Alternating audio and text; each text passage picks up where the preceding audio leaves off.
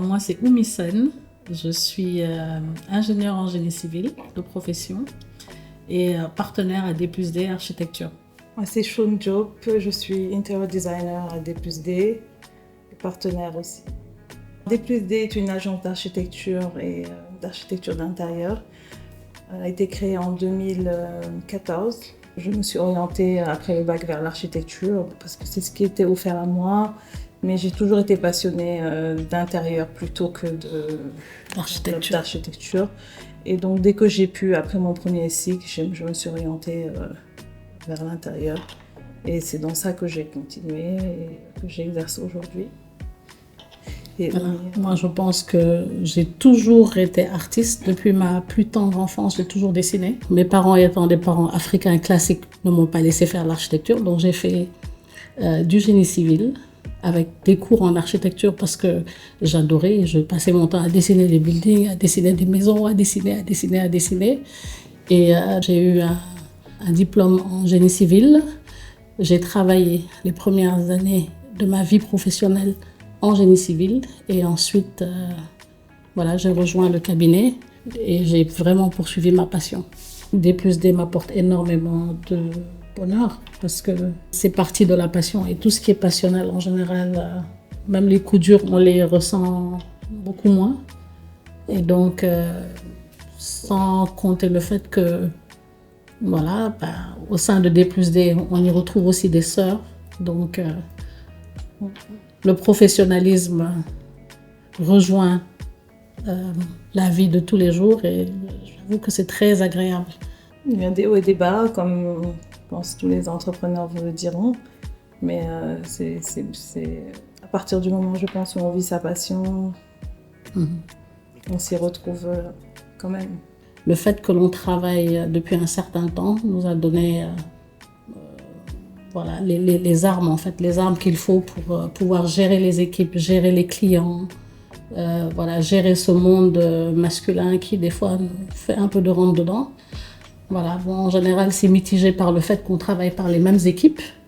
Et donc, on a des partenaires in-house qui sont un peu l'interface, qui font un peu l'interface et qui nous représentent sur les chantiers. Donc maintenant qu'on a des équipes dédiées qui connaissent nos standards, c'est de plus en plus facile parce qu'on n'a plus à dealer avec n'importe qui, mais avec des gens qu'on connaît.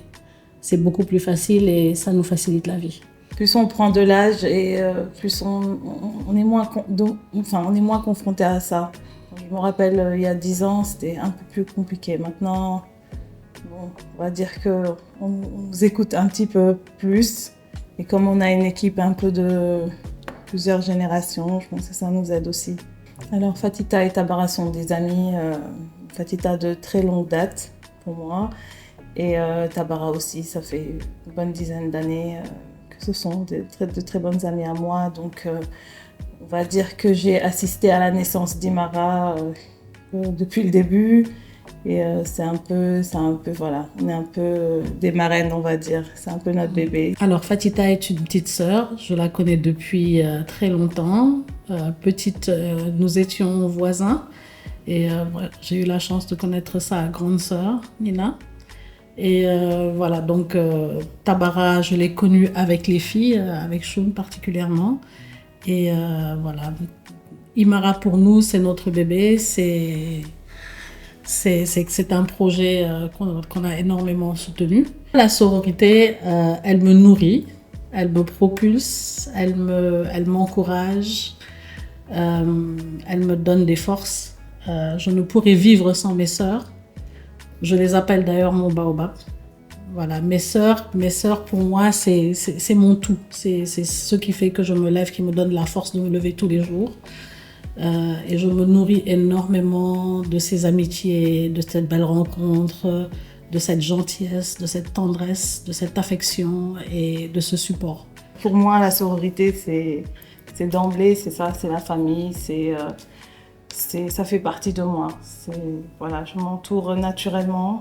Je suis déjà entourée de naissance et je m'entoure d'amis. Dans mon travail, j'ai des sœurs. Dans mes amitiés, j'ai des sœurs.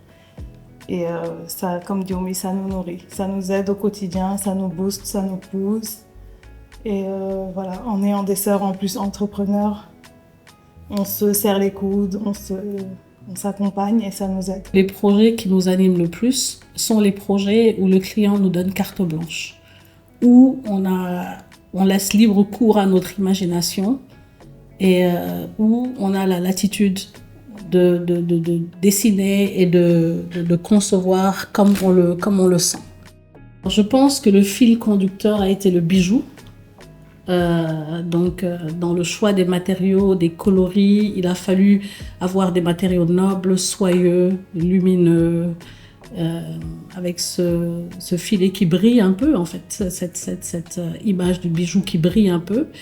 Et voilà, je pense que la conception a été autour de cet objet, le bijou. Et voilà, on est parti de là pour créer un écrin pour ce bijou, justement. Bon, le défi, il a été quand même, on va dire, assez original, parce que le local était à la base une débiterie, presque abandonnée, donc vraiment dans un état assez lamentable. Voilà, donc déjà, il a fallu convaincre les filles du local, parce que dans l'état où il était, il faisait plus peur qu'autre chose. Et la chance qu'on a eue, c'est qu'elles nous ont donné carte blanche, donc justement, dont on parlait, sur le design, sur la conception. Ça nous a permis de nous on va dire, comme dit Oumi, de nous inspirer pour pouvoir leur proposer un design qui correspondait à leurs attentes et en même temps qui reflétait en fait ce qu'Imara était. Quand on est entrepreneur, la partie financière, elle est importante pour le client. Vu que c'était du 100% fait au Sénégal, avec des artisans sénégalais, il fallait rester dans les budgets. Je pense que ça a été la plus grande, si vous voulez, contrainte de ce projet. Mais on s'est finalement bien débrouillé, on a pu rester dans les budgets. Cet espace, on l'a voulu girly et avec du caractère à la fois. Dans les couleurs et les matières, on voulait quelque chose de féminin qui reflétait le bijou Imara. Donc douce rose, mais en même temps on a voulu avoir une touche un peu plus forte. C'est là qu'on a pensé au bleu. On a fait pas mal quand même d'essais et on est parti sur ces deux couleurs fortes. Et on a voulu aussi des matières nobles et riches et rappelant aussi notre pays. Donc le bois, on a vraiment voulu travailler du bois, donc en façade et dans les matériaux.